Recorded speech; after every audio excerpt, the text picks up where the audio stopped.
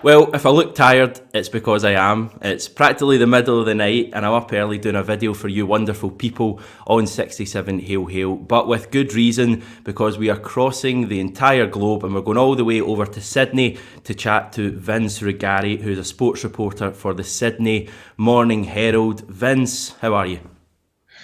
Well, thanks, mate. Great to be with you on approaching 5 o'clock on an absolutely glorious Sydney. It is now winter as of the 1st of June, but it doesn't feel like it. And it would be a million miles away from whatever you guys call winter over there. But it's great to be here.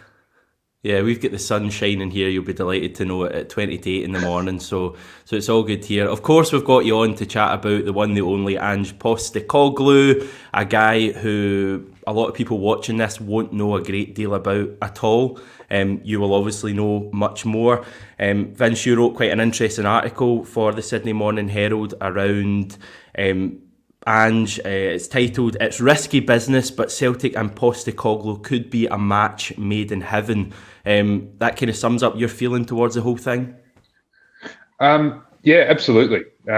Look, I think the Scottish football and Australian football communities have done a fair bit of mutual learning over the last few days about what sort of situation Celtic's in and what sort of manager Ange Postecoglou is in. And I got to admit, I had some doubts early doors when we woke up on a Saturday morning to all this chatter on social media about Ange potentially being the guy for Celtic. And it's we've always thought it was only a matter of time until someone in Europe took the punt on Ange because he's a top class coach.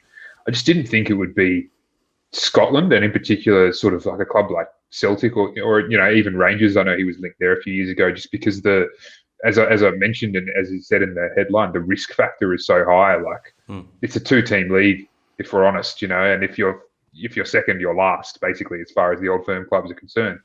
And Ange is the kind of guy who I guess needs a little bit of time to get his kind of football up and running. When it does happen, it's absolutely irresistible. And it has been everywhere he's gone. But there is that sort of period, that teething period at the start, which can be quite uncomfortable. But I think history's shown in every job he's had that once you get through it, it's worth it for sure. The question I think that everyone's asked themselves is he going to get that time? The answer is no, probably at Celtic. But the more I think about it, the more I think he's probably still able to have that initial teething period and still win at Celtic. Obviously, because I mean, you guys finished second still by an absolute mile, relatively speaking, in the league last year. So as long as he's able to show some positive signs in the way the team plays, as long as fans start to listen to him actually talk about the football, like it's very quickly after his first press conference, I reckon you'll start to get a picture of this guy and how he operates. Sorry. And as long as he's showing a few little signs like that on the field and off the field, and as long as you don't get embarrassed by Rangers in the old firm, I think he'll still get enough time to do what he needs to do, and eventually that's going to pay massive dividends for you guys, I reckon. Yeah, I mean, there's obviously going to be pressure when he comes into the job. I do think it's interesting that there's possibly not as much pressure this summer as there would normally be. For the last 9, 10 years, we've been champions going into the champions route of the Champions League, meaning that we're expected to qualify for the group stage, and not qualifying is seen as a failure. This year, we're obviously not champions. We're in a different part of the draw. We could play Galatasaray's and Benfica's and Shakhtar Donetsk, good European sides to have to get there. So there'll obviously be pressure in the league, but perhaps the pressure's off a little bit. I'm fascinated by this because you and loads of other journalists over in Australia don't have a bad word to say about this guy at all. But here, there's a real, apathy towards Celtic, and there's probably a bit of apathy towards the idea of a manager we don't know a lot about coming to Celtic. It's quite strange, isn't it, that there's such a difference in the two viewpoints from other parts of the globe. Yeah, it's funny, isn't it? And it's a little bit. I mean, there's definitely a degree of snobbery in Australia as well towards Scottish football, I'd say, because look, we're in the bottom of the bloody earth, a million miles away from anyone else. You know what I mean? Like we're geographically detached, but Australian football culture, we consume everything. We almost think of ourselves because of, I guess, the heritage of our nation and where a lot of the people here, it's an immigrant country, where a lot of the people here come from. It's a European country in a lot of ways. You know what I mean? And so we're all inhaling Premier League and Serie A and La Liga and Champions League, and everyone talks about Messi and Neymar and Ronaldo, et cetera, et cetera. And so, yeah, there's definitely big Celtic and Rangers contingents here in terms of fans. They're all around the world, as you know, but I think the average Australian football person probably looks down at Scotland and the Scottish Premiership and probably thinks it's not too far away from the A League in terms of standard. Which is funny because on the flip side of that coin at the moment, it's probably people in Scotland now looking at Ange Postecoglou's resume. And I've seen this sort of happen in real time on social media in the last few days. It's been quite amusing to us. You guys hear about a guy who you've never known. Basically, you might have known he coached the World Cup, and that's about it. You Google his name, you look at his win percentages and the competitions he's won leagues in, and where he's won his trophies and how he's won his trophies, and you think, well, how hard can it be to win an Asian Cup, for instance? How hard can it be to win 2 A-League titles or a Japanese league title? I've seen a lot of fans over there saying these are Mickey Mouse competitions, or it's not serious football. Or if it's not in Europe, basically, it doesn't count, which is, ridiculous, but we're also guilty of that, as I was saying before, in terms of the way we sometimes think about Scottish football. And B, okay, stats and facts and figures and achievements and an honours list can tell you one thing. The reason why we're so bullish about Ange Postecoglou is because of who he is and how he does what he does. And you can't gain that understanding from reading a couple of articles or going down a YouTube rabbit hole. Do you know what I mean? You have to sort of have experienced it in a way, lived with his football, understood the full context. And it's remarkable. It's crazy. None of us do have a bad word to say about Ange. Maybe there's one or two who have been burned by him in the past, but on the whole, I think most, sensible football observers in Australia will say that he is the best coach we've had. Look, probably not even in terms of just football. He's potentially the best coach Australia as a sporting nation has ever produced. And I don't say that lightly. We've had quite a few in a lot of sports, but he is right up there.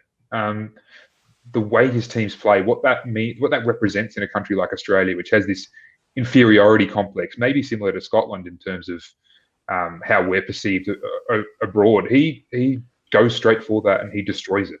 It's amazing, and it's quite interesting, I guess, the snobbery that exists on both sides. And I no doubt, as we're going to dive into a little bit, it's the specifics of what he did and how he did it and what that meant that has prompted all of us journalists and fans of the game here to basically go, all our chips are on the table in this one. We are going all in. And we understand that if Ange doesn't work out at Celtic, we're going to look like idiots in a few months, potentially. That's fine. But this is the one guy who would be prepared to stake our reputations and, as I say, put those chips on the table and go all in for. This is him. So how big is this for Australian football and the reputation? You kind of touch on it there, but are you suggesting that if Postecoglou was to come to Scotland and maybe not, do well, that Australian football coaches could really, or their reputation could really suffer going forward? Is this the big opportunity? Kind of. They would suffer if he didn't go well, if it was possible for them to be looked down upon any more than what they are, it's extremely rare for an Australian coach to get an opportunity overseas in any country, basically. There's been, I think Ange was maybe the second, or I think he was the third coach to ever coach in Japan from Australia. 2 of his assistants followed him. In the second and third divisions. We've had some guys coaching in Malaysia, countries like that. What else? We had one guy in China for a little bit, Laurie McKenna, one of our many Scottish immigrants in Australian football, one of the great guys as well. But in terms of Europe, we talk about probably Tony Popovic, who you guys might know from Crystal Palace back in the day, coached very briefly at a club in Turkey. It didn't end well. Kevin Muscat, probably of Millwall fame, recently coached in the Belgian top division. Again, didn't last long. These guys don't get a fair crack at things because, as far as we're concerned, European countries don't rate Australian football. They don't rate Australian tacticians, even though we know these guys are on par with some of the guys who swim around in the in European football circles over there. But they just don't get the chance. If there's a reason to axe them early, they'll take it, as they did with Muscat. I think that it's definitely there, and this is why this is such a big thing for Australia. If Ange goes to Celtic and does well, it will hopefully make people think twice about, okay, just because you've got Australia on your passport and you're involved in football, you might actually know what you're talking about. That's the big hope, and that's why this is such an exhilarating ride for us Australians. Like, look, I'm not a Celtic fan. There's lots of other Australians who aren't Celtic fans, but we're going to be Celtic fans over this journey because we are, as invested as you guys in this, because we need this to work for our country, and we want to see our best guy gain the recognition that we think is massively overdue. So in terms of what it means for our country, it's massive. I honestly think it's going to be probably the best story in Australian sport for the next little bit. I'm a little bit biased in that I'm a football person and we're outnumbered in this country, as you guys know. But I mean, every morning we're going to be waking up to Ange Postecoglou stories from the Scottish media. When the first Old Firm game rolls around, it's going to feel like a bloody A-League grand final. It's just going to be amazing. His first press conference is going to be an event. If it wasn't for COVID, we'd probably be in the territory where we'd have Australian media organisations sending guys like me over to Glasgow to be correspondents for this sort of thing. That's how big it is. That's mega. We had a player, Shinsuke Nakamura, about 15 years ago, Japanese player, and he was, if you imagine David Beckham in Japan, Nakamura was the Beckham of Japan. His posters were everywhere. They would have, I don't know, hundreds, if not thousands of Japanese people would attend every Celtic home game, and it's interesting to hear that we could almost be at a second kind of version of that in Australia. Are Australians aware of Celtic due to Tom Rogic and Scott McDonald further back? 100%, yeah. Celtic's, as I said before, like some of our people might look down their nose at Scottish football, but in terms of foreign clubs with support bases over here, Celtic's top 10, if not top 5, maybe. It's a massive club. Everyone knows it. Football people know it, not only because it's the kind of thing you obviously know about as a football person, but definitely Tom Rogic, Scott McDonald, Mark Viduka over the years. There's not been too many more outside of that, has there? Off the top of my head, I don't think so. There's been a few at Rangers over the years and a few others. But yeah, we love our Aussies abroad, those guys in particular. Celtic's huge. I can see you guys having basically almost an entire nation as a fan base attached to this, just simply because of what it means, as I was explaining before. It's going to be massive. And just quickly on Nakamura, I absolutely know him because I'm of Italian heritage, and one side of my family is from Calabria, which is where one of his former clubs, I think he played at Regina before Celtic. Regina, yeah, we signed him from Regina, yeah. Yeah, I must have been like 8-9 years old when my relatives came back from Italy with a Nakamura Regina shirt. It was mad. One of the great players. Still going, I think. He's playing in Japan, I think, for another Yokohama team. I think there's 2 teams in Yokohama, and Postecoglou's at one and Nakamura's at another. I think he may even have scored against your lot in a World Cup game in 2006 or 2010. That just shows my love for Nakamura, that I still know that 16 years on. Let me just pick up on something you just mentioned very quickly, though, by the way. I'm not sure if Nakamura is at Yokohama FC. He might be at another club. But this reminds me of something that I've seen from a few Scottish people as they're learning about Ange and Asian football over the last few days. Us in Australia have had to do this too, because we entered Asian football in 2006 at the very start. We were in Oceania before that. And we've had a similar process to what you guys must have experienced recently in terms of we look at these countries and we think, it's Asia, how good can it be? Well, over the last sort of 15 years, we've learned that some of these countries are investing quite a lot in football. They're very serious about it. And the reason why I pulled you up on that point before is because Yokohama FC, I wrote a story about this earlier in the year and actually quoted Ange in it about Kazu Miura. King Kazu, as he's known, who is the 53 or 54-year-old footballer who gets around still in, I think he's in J2 now. But yeah, I think it's one of those global football stories that does the rounds every so often. This old Miura guy is signed on for another season. How crazy is Japanese football, right? And therefore I think the corresponding thought is how serious or good can Japanese football be if there's a 54-year-old guy running around still? And I've seen some Celtic fans pick up on that and then as a result maybe downplay what some of Ange has done in Japanese football. We have to understand in Japan, it's obviously a massively different culture.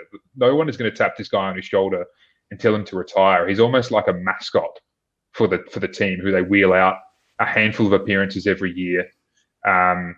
he's one of those freaks of sport in terms of he's kept his body in magnificent shape the whole time. It's just one of those quirks of Japanese culture that this guy is able to still play, and not a comment on, I guess, the quality of Japanese football, which is extremely high. We've watched a fair bit of it in recent years since Ange went there, and I guess a few other players have gone over there. And we've been at times stunned. In fact, Ange's team, Yokohama, played Sydney FC in the Asian Champions League early last year. And we were thinking this was going to be a great, measuring stick to see how well the A-League had advanced since Ange left. And Yokohama absolutely carved up Sydney FC like nothing else. And Sydney FC was far and away the best team we had in the A-League. And it's just the point, I guess, of this tangent that I'm on is that we have learned, as you guys will hopefully slowly learn, that Asian football is not necessarily to be sneered at. And in particular, Japanese football, it's it's probably the best league in Asia for sure. It's probably knocking on the door of the top 20 or top 15 or top 10 in the world, I reckon, because of the amount of money that's pumping through there and the quality of players that Japanese clubs are producing. And the big thing about all that is Ange has had an amazing influence in the last few years in terms of how Japanese clubs play football, as he did in the A-League back in the day. And Arsene Wenger, did he not come through the Japanese league back in 25 years ago? Probably one of the greatest managers there's been since then. So it's clearly a good place for coaches to coach as well. And Postecoglou's clearly done well winning the league there. I wanted to ask you about the pressure element, because you spoke about that a little bit in your article. Now, Postecoglou is not a guy who is easily manipulated by anyone. He's a strong-willed guy. You seem to think that he will relish being written off if he comes to Scotland. But what about the pressure of managing in the Goldfish Bowl of Glasgow, where, as you say, second is last, you have to win the league next season or he's out of job? I would think. I mean, we are in a state at the moment and we're certainly underdogs, but I still think to be a successful Celtic manager, he will have to win the league. So can he handle that pressure? If it was any other guy, I'd maybe agree or talk about some doubts about this. But I think this Ange Postecoglou is built for this kind of pressure, and he will absolutely be sitting back. And as I said in the article, he will be loving it. This is his idea of heaven. There was a long period in Australian football where he couldn't get a job. Look, to explain it all, I'd have to give you an abridged history of Australian football, and neither of us has time to do that. But there was a league before the A-League, which was semi-professional and not run particularly well, and that shut down. And the people who run Australian football basically created this new league, and it was the phrase they brought in at the time, which offended a lot of people who had historical connections to the game here, was old soccer, new football. So the NSL was old soccer. The A-League was new football. And Ange was tarred as a old soccer person for some reason, probably because of his Greek heritage, his connection to South Melbourne. And Australian football was trying to move in this, this flash new ultra-professional direction. And there was a time there where Ange, despite having won 2 NSL titles, couldn't get a job in the A-League. Eventually he got one. And basically from that, he was on Fox Sports for a little while as a pundit previous to that. And you could just tell he was itching for it, and he was enjoying the fact that no one was sort of rating him and when he did get that chance at Brisbane Roar, I think he sort of kept that in his back pocket, that feeling. And especially as he started to roll out this incredible football that we came to describe as Barcelona. And that's not even, that's half a joke. You should, honestly, they were a mesmerizing team to watch. Every time people questioned him, why are you getting your players to play out from the back? They keep coughing up goals, or why are you persisting with this football? It would seem to be a more sensible thing, to be a little bit more pragmatic. He'd just, nope, I'm going to do what I do. He doesn't have a plan B. His plan is to do plan A better.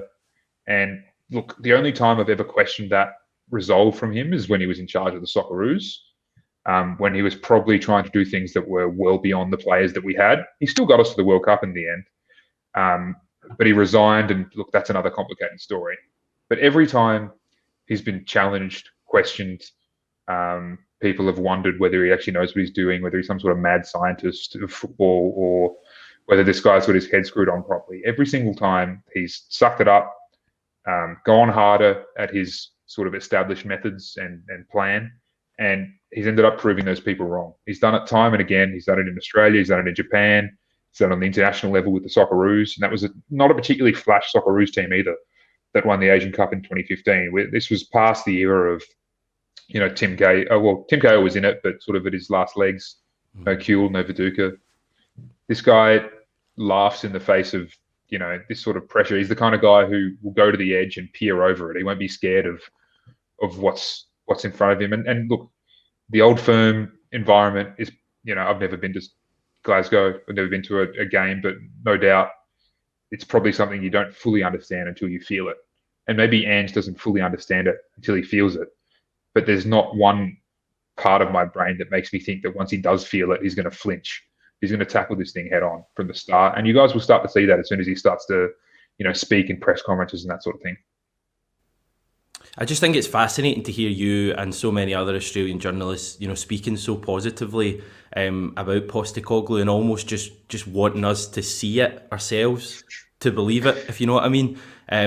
We've had so many players in the past, players I'm talking about that have been brilliant. Virgil van Dijk played for us, Victor Wanyama, Moussa Dembele, and these players have gone off to say teams like Southampton, and the English media have kind of said, oh, they're signing them from Scotland. Are they going to be any good? And we just want to be able to see these guys doing it in, an environment where they'll be given credit for it. And I almost sense like that's what we've got a little bit with you guys and Postecoglou. He's going to come in to Celtic, and it seems like he's going to have to win a lot of supporters over. Probably not his fault. It's probably the club. Well, it's definitely the club's fault. We put all our eggs in the Eddie Howe basket. We didn't get Eddie Howe. You may or may not be aware, we went for a sporting director. It emerged yesterday we're not going to get him as well. So it's a sorry state at Celtic, and Postecoglou is going to have his work cut out. And it's not really his fault, but you think he can just come in and he'll win us over with his team's performances and also himself in his press conferences? What kind of guy is he? What kind of guy is he, the person? He's hyper intelligent. He's extremely stubborn to the point where, you may judge in various situations whether that's a positive or a negative. But that's who he is. He is total belief in himself and his convictions. And he's a serial winner. Like, he wins everywhere he goes, regardless of the level, regardless of the circumstances at that club or national team before he arrives. He loves a project. Brisbane Roar were a shambles when he took them over, and he turned them into the greatest club team Australia has ever seen, and a 36-game unbeaten streak, a record in Australian sport, in a competition with a salary cap and extremely limited players with respect to those guys. Like Matt Mackay, who I Googled the other day, was regarded as a Rangers flop, was the captain of that team. And look, I'm of the opinion that Matt Mackay deserved to play at a higher level, and there's many reasons why a move to a various club it doesn't work out. It's not as cut and dried as the guy's just not good enough at Rangers, therefore he's not good enough. This is what Ange did with these players who were deemed to be limited. They were it was almost a degree of moneyball about the way he went about it too. So that was a project. Melbourne Victory, we were starting to see, I guess, the first sort of blooms of the project that he was building at Melbourne Victory until the Socceroos job came up. He took that. He turned the Socceroos from a team that lost 6-0 twice in a row to Brazil and France to a team that, acquitted itself extremely well at the 2014 World Cup. The 2017 Confederations Cup, which is a tournament that a lot of people overlook, Australia absolutely blitzed it. That might have actually been the best tournament Australia's ever played. If you go back and look at some of the highlights of that, we had Germany and Chile absolutely rattled. We didn't win, of course, but think about that. Australia had Germany and Chile rattled with attacking possession football. It just doesn't make sense. The reason why it happened is because of Ange Postecoglou. And he'll be looking at Celtic as a club that just missed out on 10 in a row, is hurting from the fact that they're, Rangers are up and about again.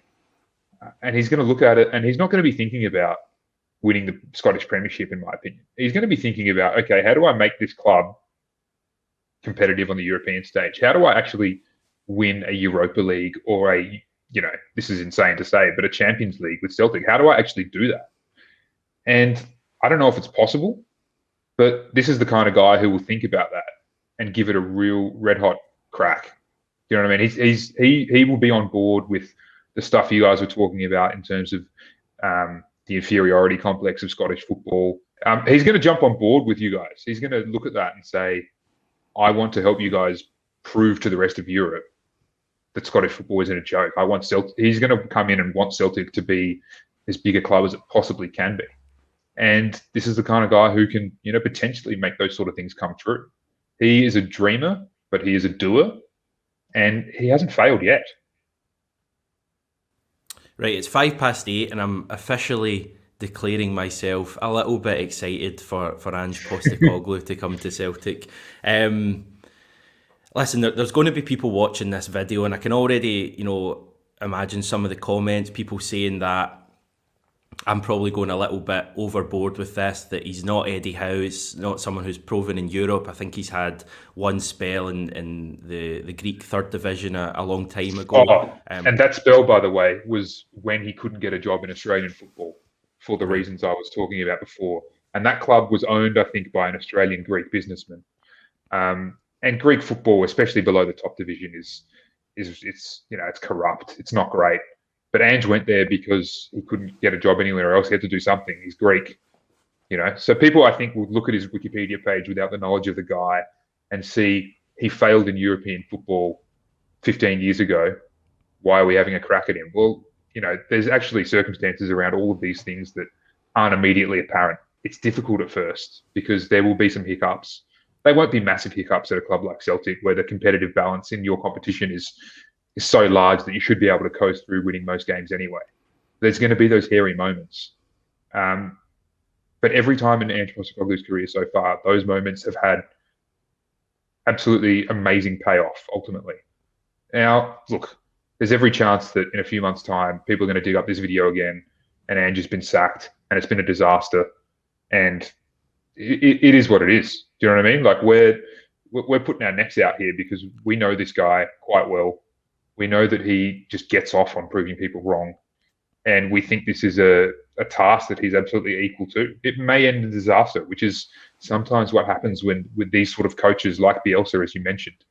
They are so obsessed and wedded to this philosophy of football that sometimes it doesn't always work out. But there's not been a period in his career so far where it's blown up in his face to an embarrassing degree. And I honestly think he's able to make the step up to from Japanese football to Scottish football, no doubt about it. Fascinating, Vince. It's been a pleasure to have you on. I'll let you get back and enjoy whatever food you're having at this time of day. You get your dinner. I will put your article in the comments below so people can read it. I did find it quite interesting. Where can people find you? Are you on social media at all? Yeah, I'm on way too prolific user of Twitter. It's at Vince Rugari. Jump on board because we're going to be having a lot of fun together over these next few months, Celtic fans. Exactly. Vince, thanks very much. Pleasure, mate.